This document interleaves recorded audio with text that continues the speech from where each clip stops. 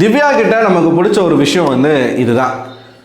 எப்பயுமே ஒரு ப்ராப்ளம் நடக்குது அப்படின்னா அந்த ப்ராப்ளத்தில் யார் காரணம், சம்மந்தப்பட்ட பர்சன் யார், ஸ்டார்டிங் பாயிண்ட் யார் அப்படிங்கிறத கிளியராக போட்டு உடைச்சிருவாங்க.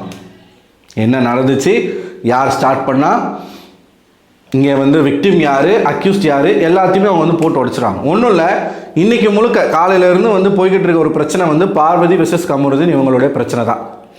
இதில் வந்து பார்வதி தன்னுடைய குடும்பத்தார்கிட்ட கமருதீனை மாட்டி விட்டு தான் வந்து பின்னாடி அப்படியே நைஸாக ஜெகா வாங்கணும் அப்படின்னு வந்து அவங்க ஒரு பிளான் பண்ணுறாங்க. இது வந்து கமருதீன் வந்து உணர்றாப்புல.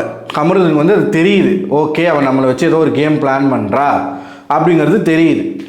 தெரிஞ்ச கமருதீன் வந்து காலையிலேருந்து இவங்களுக்குள்ள ஒரு டிஸ்கஷன் போயிட்டே இருக்குது. எல்லாரும் உட்காந்து பேசுகிறாங்க. அப்போ வந்து நிறைய வார்த்தைகள் வந்து கமருதீன் விடுறான்.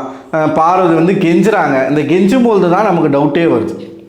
சுயமரியாதையே பெருசு அப்படின்னு வந்து கற்பிக்கப்பட்ட பெரியாரிஸ்டாக இவங்க தன்னை அடையாளப்படுத்திக்கிறாங்க. பார்வதி கமருதீன் விஷயத்தில் மட்டும் சுயமரியாதையை பார்க்கறதே இல்லையே. ஏன்? ஒரு பையன் நம்மளை அசிங்கப்படுத்துகிறான், கேரக்டர் அசாசினேட் பண்ணுறான், எஃப்ஜே கிட்ட வர கோவம், விக்கல்ஸ் கிட்ட வர கோவம், சபரி கிட்ட வர கோவம், கமருதீன் ஏன் வரல? அது லவ் இல்லை. அதன் பெயர் லவ் கிடையாது, அதன் பெயர் பயம். கமருதீன் பொறுத்த வரைக்கும் எப்படிப்பட்ட ஒரு ஆள் அப்படின்னா, நீங்கள் போய் அவனை சீண்டிட்டீங்கன்னா திவாகர் மாதிரி எல்லா குப்பையும் கொட்டிடுவான். பர்சனலாக நீங்கள் என்னெல்லாம் பண்ணீங்கன்றதை எல்லாத்தையுமே சொல்லிடுவான். எங்கே அவன் வாயை திறந்துட போகிறானோ எல்லா வீட்டாரையும் பார்த்து பார்வதிக்கு பயம் தான். நம்ம விஷயத்தை யாராவது எடுத்து பேசிடுவாங்களோ அப்படிங்கிற ஒரு பயத்தில் தான் மேடம் வந்து எல்லாருக்கிட்டேயும் இந்த லவ் கண்டனை பொறுத்த வரைக்கும் அடங்கி போகிறது. அதே தான் கமருதீன்கிட்டையுமே அவங்க அடங்கி போகிறாங்க. அடங்கி போகலைன்னா அவன் வார்த்தையை விடுவான், நம்மளால் ஃபேஸ் பண்ண முடியாது. ஸோ அவன் என்ன பேசினாலும் வந்து போய் காலில் விழுந்துடுறாங்க. இங்கேயே நமக்கு டவுட் வருதா? சாண்ட்ரா கிட்ட சொல்லிக்கிட்டு இருக்காப்புல கமருதீன் காலையில், இந்த மாதிரி வந்து எனக்கு பயமாக இருக்குது, பேட் டச்சுன்னு ஏற்கனவே வந்து நம்ம சொன்னவ தான், அவங்க வீட்டுக்காரங்க வரும்போதும் அதே மாதிரி சொல்லிடுவாளோ, ஏன்னா அவள் பிளான் பண்ணி ஒன் டே அவங்கள தங்க வைக்கணும்னு சொல்கிறா. நிறைய விஷயங்கள் நான் வந்து இங்கேயே எக்ஸ்பிளைன் பண்ணி இதை முடிக்கணும் அப்படின்னு சொல்கிறா. வெளியில் போய் கூட நம்ம பேசுவோமா பேச மாட்டோமான்னு தெரியாதுன்றா. எனக்கு அப்பத்துலேருந்தே எனக்கு ஒரு மாதிரி வந்து பயமாக இருக்குது, எங்கே வந்து நம்மளை வந்து குத்திடுவாளோ அப்படின்ற ஒரு பயம் இருக்குன்னு சொல்லிட்டு சாண்ட்ரா கிட்ட சொல்லிக்கிட்டு இருக்காப்புல. சாண்ட்ரா வந்து கமருதீனுக்கு அட்வைஸ் பண்ணுறாங்க. இப்போது இவங்க ரெண்டு பேருமே ஒன்றா இருக்கிறத விட்டுட்டு இருக்கக்கூடிய 3 வாரத்தில் தனித்தனியாக கேம் விளையாண்டா நல்லாயிருக்கும். ஆனால் அதை அவங்க பண்ண மாட்டாங்க, அவங்களால பண்ணவும் முடியாது. ஏற்கனவே நம்ம சொன்னது தான், ருசி கண்ட பூனை சும்மா இருக்காது, மீண்டும் மீண்டும் அந்த ருசியை சுவைக்கத்தான் அதுக்கு வந்து தோணும். அதே மாதிரி இவங்க ஒருத்தர் மேலே ஒருத்தர் வந்து ஈர்ப்பாகி சுவை கண்டுட்டாங்க. சுவை கண்டதுனால இவங்க வந்து விட முடியாமல் தவிச்சுக்கிட்டு இருக்காங்க. இதுதான் ஃபேக்ட். ஸோ சாண்ட்ரா கிட்ட சொன்ன உடனே சாண்ட்ரா வந்து இதை திவ்யா கிட்ட சொல்கிறாங்க. இந்த மாதிரி வந்து கமருதீன் வந்து பயந்துக்கிட்டு இருக்கான், அந்த மாதிரிலாம் பேசிகிட்டு இருக்கான் அப்படின்னு சொல்லும் பொழுது திவ்யா வந்து அந்த இடத்துல சில பாயிண்ட் சொன்னாங்க. அந்த பாயிண்ட்டு மிக சரியான ஒரு பாயிண்ட்டு. ஒரே கேள்வி தான், அன்னைக்கு பேட் டச்சுன்னு சொன்னேன், பேட் டச் பண்ணுற பையன் கூட உனக்கு என்ன பேச்சு வேண்டி கிடக்கு? ஒன்று, அவன் பேட் டச் பண்ணுறான்னு உனக்கு ஃபீல் ஆச்சுன்னா அப்பயே நீ ஒரு அறை விட்டுருக்க வேண்டியதானே? 2, சரி உன்னை ஒரு பையன் பேட் டச் பண்ணுறான், நீ கேமரா கிட்டேயும் டீம்கிட்டையும் வந்து சொல்ல வேண்டியதானே? 3. இந்த 3 கேள்விகள் இருக்குல்ல, இந்த 3 கேள்விகளும் பார்வதிக்கான ஒரு செருப்படி கேள்விகள். இதைத்தான் நம்மளுமே கேட்குறோம். அரோரா கூட நட்பாக இருந்த, அரோரா கூட க்ளோஸாக இருந்த கமருதீனை பிரித்து இங்கே கூட்டிகிட்டு வந்தது யார்? பார்வதி. அவன்கிட்ட நெருங்கி பழகி அவனை தொட்டு பேச ஆரம்பித்தது யார்? பார்வதி. ஜெயிலுக்குள்ளே இவங்க காலை தூக்கி அவன் மேலே போட்டு அந்த காலை அமுக்கி விட சொன்னது யார்? பார்வதி. அதே வாரம் அந்த வராண்டாவில் பக்கத்தில் படுத்துக்கிட்டு கமருதீன் மேலே ஏறி படுத்து தூங்கின ஆள், உங்களுக்கு ஓகேவா, நான் அவங்க மேலே தூங்குறது உங்களுக்கு பிரச்சனை இல்லையே அப்படின்னு கேட்டு பண்ணது யார்? பார்வதி. அதன் பின்னாடி ஒவ்வொரு சமயத்துலையும் மைக்கை மறைச்சி பேசு அப்படின்னு சொன்னது மட்டும் இல்லாமல் தான் மைக்கையும் மறைச்சி அவன் மைக்கையும் கலட்டி விட்டு பேசுனது யார்? பார்வதி. ஆக்டிவிட்டி ரூம்குள்ளே கூட்டிகிட்டு போனது யார்? பார்வதி. சூப்பர் ரிலாக்ஸ் பாத்ரூம்குள்ளே கூட்டிகிட்டு போனது யார்? பார்வதி. இப்படி எல்லா தப்பையும் நீங்கள் கமருதீனை வச்சு நீங்கள் பண்ணிவிட்டு லாஸ்ட்டாக நீங்கள் என்ன வந்து சொல்ல வரீங்க அப்படின்னா, ஏன்னா அவன் ஒரு நாள் பேட் டச் பண்ணால் அந்த பேட் டச் பண்ண பிறகு தான் எங்களுக்குள்ள ஒரு ரிலேஷன்ஷிப் மலர்ந்தது. அப்போ அந்த ரிலேஷன்ஷிப் மலர்ந்தது அப்படிங்கிறது அங்கே அடிபட்டு போயிடும். பாத்ரூம்குள்ளே போனது, ஆக்டிவிட்டி ஏரியாவுக்குள்ளே போனது, மைக்க மறைச்சி பேசுனதெல்லாம் அடிபட்டு போயிடும். எது ஸ்ட்ராங்காக நிற்கும்?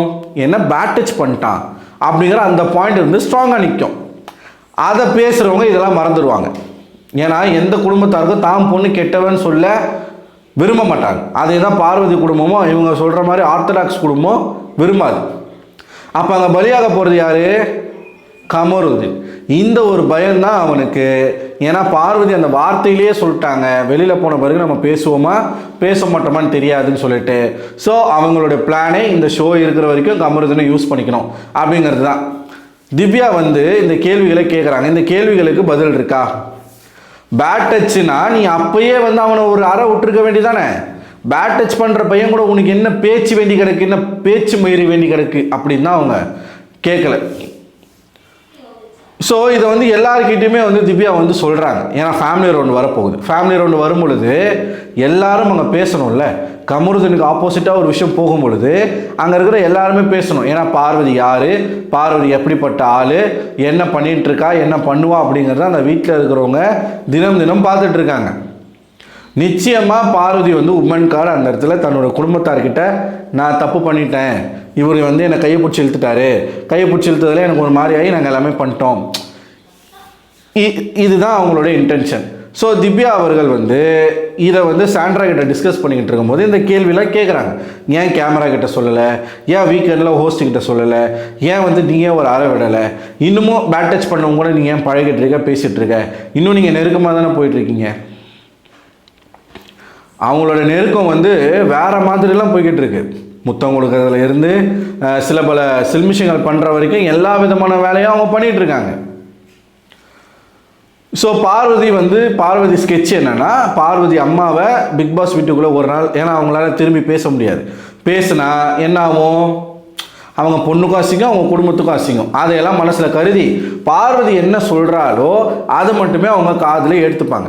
இப்போது இந்த உலகம் வந்து ஆண் பெண் ரெண்டு பேரும் மியூச்சுவலாக பழகிட்டு ஒரு பிரச்சனை வரும்பொழுது ஒரு பெண் வந்து ஒரு ஆணை கை காட்டி இவன் தான் வந்து எனக்கு எடுத்துட்டான், இவன் தான் எல்லாமே பண்ணான் அப்படின்னு சொன்னாங்க அப்படின்னா இந்த சமுதாயம் அந்த பெண்ணை நம்புமா, அந்த ஆணை நம்புமா?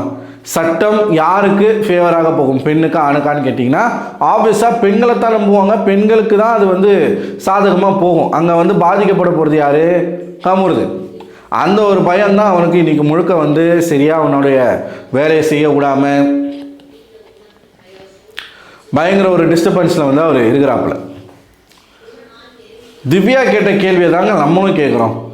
அவன் பேட் டச் பண்ணுறான்னா அவன் கூட எதுக்காக நீ ரிலேஷன்ஷிப்பை வளர்த்துக்கிட்ட? பேட் டச் பண்ணுறவனை ஏன் நீ கண்ணத்துலேயே ஒரு அறை விடலை? உன் பக்கத்தில் தானே இருந்தான்.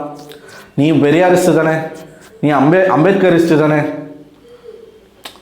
வலதுசாரி இடதுசாரி இதெல்லாம் வந்து பேச்சில் மட்டும் பேசுகிறீங்க, நான் லெஃப்டிஸ்டாகவே இருந்துக்கிறேன்னு சொல்லிட்டு. ஊருக்குள்ளே ஒரு பொண்ணுக்கு அநியாயம் நடக்குதுன்னா தட்டி கேட்க வேண்டிய கடமை உள்ள ஒரு குடிமகளாக நீங்கள் இருந்துக்கிட்டு உங்களுக்கு ஒரு பிரச்சனை வரும்போதே உங்களால் அதை தட்டி கேட்க முடியல, உங்களால் பேச முடியல. ஏன்னா அம்புட்டும் பயம். நம்ம பேசணுன்னா அவன் எல்லாத்தையும் உடச்சி விட்டுருவான், நம்மளால் அதை ஃபேஸ் பண்ண முடியாது. இப்போ ஒன்றும் இல்லை, ஃபேமிலி ரவுண்டு வரும்போது கூட பாருங்கள், கமருதீனை பார்வதி குடும்பத்தார் வந்து ஏதாச்சும் ஓவராக பேசினாங்கன்னா கமருதீன் அந்த இடத்துல சும்மா இருக்க மாட்டாப்புல. அவர் ஓப்பனாக உங்கள் பொண்ணு என்னெல்லாம் என்னை வச்சு பண்ணா அப்படிங்கிறத சொல்கிறதுக்கும் வாய்ப்புகள் இருக்குது. வயல்காடாக வந்து இவங்க ரெண்டு பேர் இருக்காங்களா, திவ்யா சாண்ட்ரா, உங்களுக்கு கிளியராக தெரியுது பார்வதி வந்து என்ன ட்ரை பண்ணுறா, பார்வதி என்ன செய்ய போகிறா அப்படின்னு சொல்லிட்டு. அதுதான் அவங்க வந்து கமருதீன் வந்து ஆக்சுவலி இங்கே விக்டிம் வந்து கமருதீன் தான். ஏன்னா ஒவ்வொரு முறையும் பார்வதி விட்டு வழங்கி போகும்பொழுதுலாம் பார்வதி கமருதீனை விட்டதே கிடையாது. இதுக்கு முன்னாடி நடந்த ஒரு பிரச்சனையில் கூட சோஃபாவில் உட்காந்துக்கிட்டு இனிமேல் நான் பேச வேணாம், நீ உன் கேம் விளையாட, நான் என் கேம் விளையாடுறேன் அப்படி வந்து அவர் சொன்ன உடனே ஏதாச்சும் காம்பன்சேட் பண்ணிட்டு போங்க அப்படின்னு கேட்ட ஒரு ஆள் தான் பார்வதி. காம்பன்சேட்னா என்னது புரிஞ்சுக்கோங்க. அண்ட் என்னுடைய தேவைகளை அவன் பூர்த்தி பண்ணுறான், அதனால் அவன் கூட நான் இருக்கிறேன்னு சொன்னது யார்? பார்வதி. இவ்வளோ விஷயங்களை நீங்கள் உங்களுக்குள்ளே வச்சுக்கிட்டு சம்மந்தமே இல்லாத ஒரு நபரை வந்து நீங்கள் அக்யூஸ் பண்ண ட்ரை பண்ணுறத இரண்டு பெண்கள் சேர்ந்து உடச்சி விட்ருக்காங்க, சாண்ட்ரா மற்றும் திவ்யா. ஸோ நீங்கள் என்ன நினைக்கிறீங்க, நான் சொல்கிறது கரெக்டாக? பேட் டச் பண்ணுறான்னா நீங்கள் ஒன்று பிக் பாஸ்கிட்ட கம்ப்ளைண்ட் கொடுக்கணும், இல்லை வீக்கெண்டில் கம்ப்ளைண்ட் கொடுக்கணும், அட்லீஸ்ட் அவங்க கூட பேசாமல் இருக்கணும். ஆனால் இது எல்லாத்தையுமே வந்து பார்வதி செஞ்சுட்டு கடைசியில் வந்து என் குடும்பத்தில் என்ன புரிஞ்சுப்பாங்கன்னு தெரில, என்ன தெரிஞ்சுப்பாங்கன்னு தெரில, என்ன காட்டினாங்க என்ன காட்டல, நான் வந்து எப்படி வந்து நான் இதை புரிய வைக்கிறது. ஸோ உன்னை பலி கொடுத்துட்டு நான் வந்து என்னை நல்லவளாக காட்டிக்கணும்னு ஆசைப்பட்றேன், இதுக்காச்சும் வந்து எனக்கு சப்போர்ட் பண்ணு. லிட்டரலாக அப்படி தான், அவன் என்னை பேட் டச் பண்ணிட்டான், அதனால் வந்து நான் அவன் கூட ரிலேஷன்ஷிப்பில் இருந்துட்டேன். சொல்கிறாங்களா இல்லையான்னு மட்டும் பாருங்களேன். ஸோ நீங்கள் என்ன நினைக்கிறீங்க? உங்களோட கருத்துக்களை மறக்காமல் கமெண்ட் பாக்ஸில் கமெண்ட் பண்ணுங்கள். அடுத்த ஒரு வீடியோவில் உங்களை சந்திக்கிறேன். அதுவரை உங்களிடம் இந்த விடை பெறுவது நான் அரவிந்தன்.